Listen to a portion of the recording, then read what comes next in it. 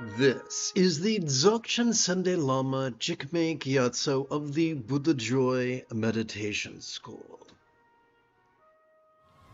Welcome to Meditate Like a Jedi. This morning, let us explore how veganism could shape your meditation in 2026, and after that, we will our live stream will continue with group meditation.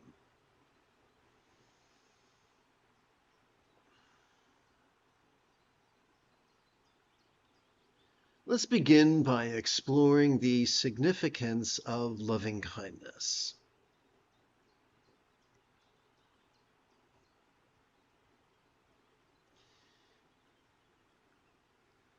When it comes to Buddhism or any other spiritual tradition, it can fit all the permutations can be organized in two categories: the proto-Buddhism or institutional Buddhism, Yin's spiritual matriarchy or Yang's religious patriarchy. The path of Yin has always been very easy, very efficient, and very quick. In proto-Buddhism, we learn that enlightenment is simply mastery of the Buddha's Eightfold Path. When we take a deeper look at the Eightfold Path, we learn that 50% of it pertains to loving kindness, and that loving kindness dovetails with the four bases of mindfulness. What are the four bases of mindfulness? They are the mental, the interpersonal, the physical, and the circumstantial. When we practice authentic mindfulness and meditation, then practicing kind intention, kind communication, kind conduct, and kind commerce become an inevitability. So let's return back to the outline.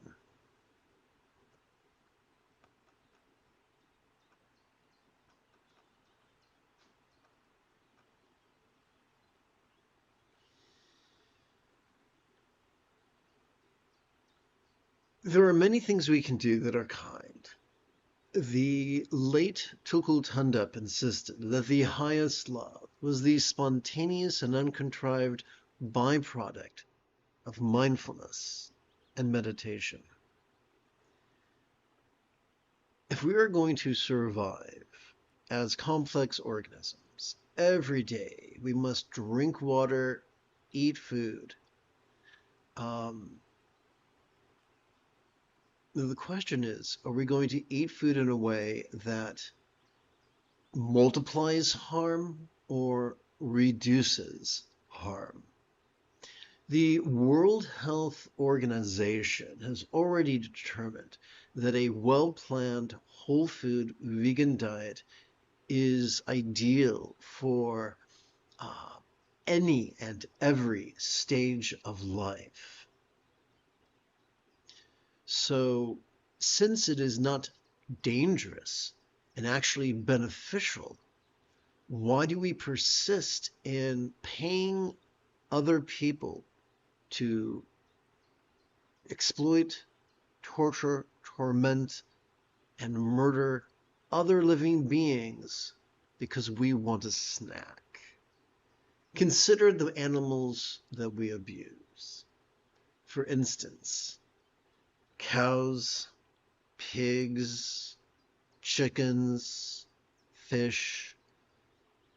Ask a neuroscientist, and they will tell you that they each have a dopamine-oriented reward system, which drives them to want to live and not die just like us.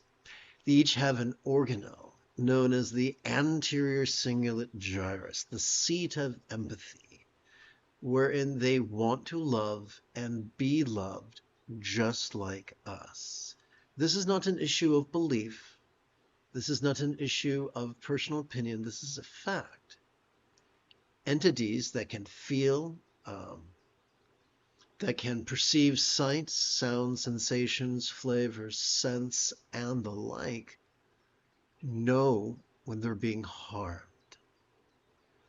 Entities that can emote, intend, reason, recall, and imagine know when they are companions or distant or close, and when they are being cut off from them. This has been tested time and time again. And if you wish to learn more about this, you can always Google Dominion, which is, last time I checked, a free video online, narrated by Academy Award winner Joaquin Phoenix.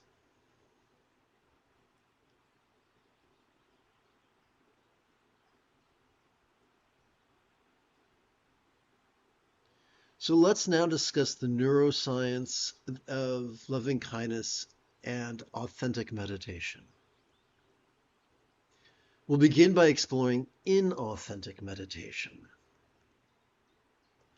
Sturgeon's law reminds us that 90% of everything sucks.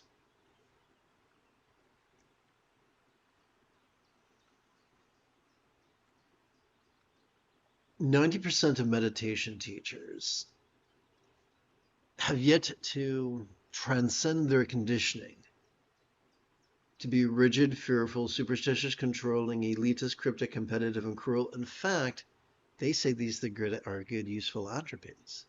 It should come as a little surprise then that these are the people who implore us to actively focus and actively analyze. The only regions of our brain that are capable of performing active analysis or active focus would be the dorsolateral and medial prefrontal cortex. When we overwork them, we cannot help but begin presenting with symptoms of depression, no less triggering our amygdala, the seat of both anxiety and aggression, which I'm sure you will agree are the opposite of peace and love. However, there's some good news. Neither our amygdala nor our prefrontal cortex constitute the entirety of our central nervous system. We have a spinal cord, whose fancy name is the nexus of our autonomic nervous system. It has two parts, an inner part and an outer part. When we passively cooperate with our autonomic nervous system, not only is the anxiety and aggression of our amygdala calmed, but the empathy latent within our anterior cingulate gyrus is gently stimulated. The more we therefore cooperate with our autonomic nervous system, the easier and easier and easier it's going to be to make kind choices. Quick editorial note. There are some people who say, well, I can't afford to eat vegan. But the poorest peoples on the earth subsist on vegan diets. There was a time when there were 99-cent stores. Now there are dollar stores. But shopping at a 99-cent store or dollar store exclusively, one can still eat 3 square meals a day, comprised of beans, rice, fruits, vegetables, mushrooms, herbs, seasonings, and the like. Oh yeah, nuts and seeds as well, for about $5 a day. So there is no financial obstacle to a whole food vegan diet. It's not for elite folk. It's not for privileged folk. It's for anybody who can afford to eat. So let's return to the issue at hand, neuroscience.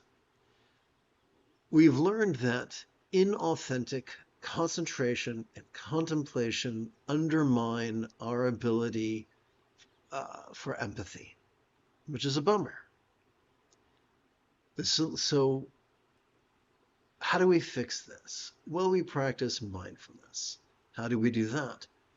Every time we inhale, whether we know it or not, we are already wired to automatically access the middle bit of our spinal cord, which could be described as the nexus of our sympathetic nervous system. It has evolved to help us to notice in a very special way. It has evolved to help us to vulnerably, passively, viscerally, randomly, and fleetingly notice mind's antics of perception, emotion, intention, cognition, recollection, and imagination. All of them, from the external to the internal, from the physical to the mental, from the pleasurable to the painful, from the interesting to the boring, from the glorious to the grotesque. Hey, how's about a rule of thumb? Make sure you can see what's going on over here. There you go. How's about a rule of thumb? The most efficient way for us to practice mindfulness is for us to silently and mentally recite the demonstrative pronoun this every time we feel our body inhale. However, the question remains, what are we to do with all that stuff that we noticed? And the one-word answer is simply meditation. I'll explain.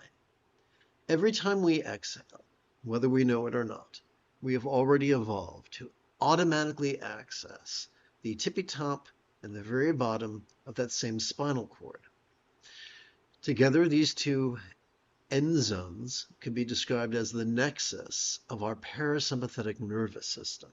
It has evolved to help us to physically relax during our exhalation to such a degree that which we noticed during our previous inhalation could fleetingly feel less stressful, less permanent, less defining, and even less graspable, at least for a moment, at least partially, until the next inhalation when the cycle begins afresh. So the rule of thumb is simple. All we got to do to practice the most efficient way to practice meditation is for us to silently and mentally recite the verb rest every time we feel our body exhale. You see, the purpose of meditation is not to control what we perceive.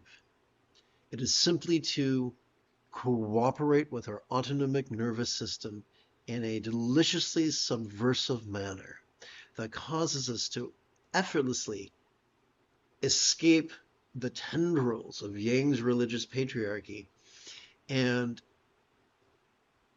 rediscover the birthright, our birthright of Yin's spiritual matriarchy. It helps us to be flexible, loving, rational, laid back, egalitarian, lucid, cooperative, and kind. When we live our life from our amygdala, from anxiety and aggression, kindness seems an absurdity. However, when we passively cooperate with our autonomic nervous system, empathy is as natural as breathing.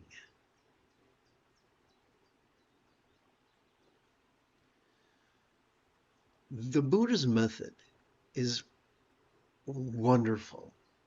You see, in the penultimate passage of the Satipatthana Sutta, it is written that one could master the Buddha's path in as little as 7 days, which infers that this path is easy and egalitarian and efficient. What can be more efficient than playing with mindfulness and meditation once every 12 hours or so in such a way that we automatically experience the wisdom of impermanence and emptiness, that we automatically experience loving kindness, and that we automatically go with the flow. There's a reciprocal relationship between veganism and meditation.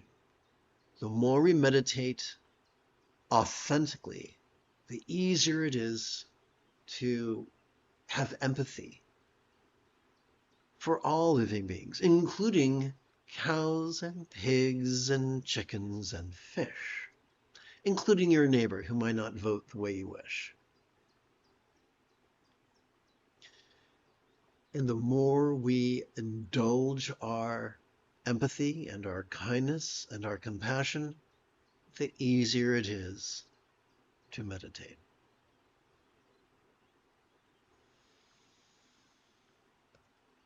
You have taken your first step into a much larger world.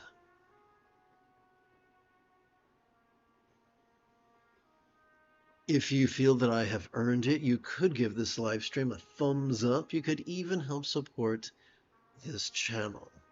For Meditate Like a Jedi is made possible thanks to the generosity of viewers just like you.